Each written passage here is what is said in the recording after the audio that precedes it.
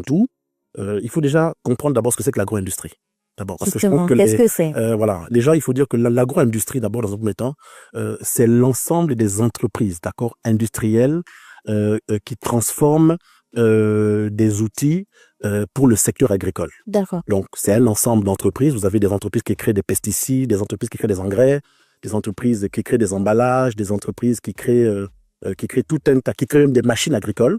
Ça c'est de l'agro-industrie. Maintenant le pan qui s'occupe de la transformation des produits agricoles pour en faire des produits finis, c'est ce qu'on appelle l'industrie agroalimentaire. D'accord. Voilà, donc l'industrie agroalimentaire. Vous avez l'agro-industrie en général qui regroupe l'ensemble de ces activités agro-industrielles avec des pans, d'accord, de la transformation agroalimentaire. Donc, il prend la matière première brute pour en faire, pour donner de la valeur ajoutée. Par exemple, ici, vous avez par exemple des produits que nous avons là, pour bien expliquer aux Gabonais. Vous avez par exemple ici une matière première comme celle que nous utilisons, qui est l'arachide. Ici, on a une matière première qui est brute. Donc, elle est cultivée au Gabon, elle est récoltée au Gabon. Maintenant, nous, qu'est-ce que nous faisons? Nous utilisons un certain nombre d'outils modernes de transformation qui lui donnent de la valeur ajoutée. Cette valeur ajoutée, elle peut venir en huile, elle peut venir en beurre, elle peut venir dans tout un tas de choses et qui donne la possibilité de pouvoir ajouter de la valeur et de créer de la richesse. Donc, l'agro-industrie vient pour créer de la richesse. Et cela, il faut comprendre que le parcours, il est simple, mais il faut connaître les codes, il faut connaître la manière dont le mécanisme fonctionne au Gabon. Aujourd'hui, le Gabon a mis en place un certain nombre d'avantages, d'accord, qui peuvent faciliter le développement, la création de ces agro-industries.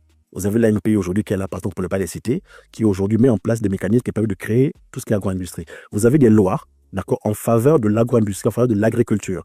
Aujourd'hui, à la douane, par exemple, lorsque vous importez des machines agricoles, et ça a été mon cas, j'ai importé des machines agricoles depuis le début des dernières années. Beaucoup sont ceux qui ne savent pas que lorsque tu importes des machines destinées à l'agriculture ou destinées à l'agro-industrie, vous avez des taux de douane réduits de 5%. Non. Alors même jusqu'à des taux de douane réduits de 0%. Non. Oui. Aujourd'hui, ça part de 30, 20, 10 à 5%. C'est-à-dire qu'on peut faire venir une machine et on paye à peine 5% de taux de douane. 5% de droit de douane. Aujourd'hui, j'ai fait l'expérience. J'ai importé des machines, mes 3 lignes de transformation. Vous arrivez, vous avez, mais il y a des préalables. Il faut d'abord que vous ayez d'abord une fiche circuit et ensuite que vous ayez des agréments. Donc, les agréments qui sont délivrés par soit le ministère de l'Agriculture ou le ministère de l'Industrie, selon, et vous avez la facilité après d'aller vous faire enregistrer à la douane sur la base légale de la douane. Et la douane a des listes des outils et des machines agricoles qui sont exonérés ou à des taux réduits du droit de douane. Donc, ça va des tracteurs, ça va des tracteurs, ça va tout ce qui est lié à l'agro-industrie. Pour encourager, en fait. Pour encourager et pour inciter. Donc, c'est peut-être des choses que les Gabonais ne savent pas. Moi, aujourd'hui, j'ai importé... moi, je ne savais pas. Je suis sûr qu'on est nombreux à savoir. Mais aujourd'hui, les Gabonais doivent le savoir. Donc, quand ils vont en Chine ou partout où vous partez, en dehors, bon, si vous achetez vos machines dans la zone CEMAC, bien évidemment, c'est déjà de fait déduit de droit de douane.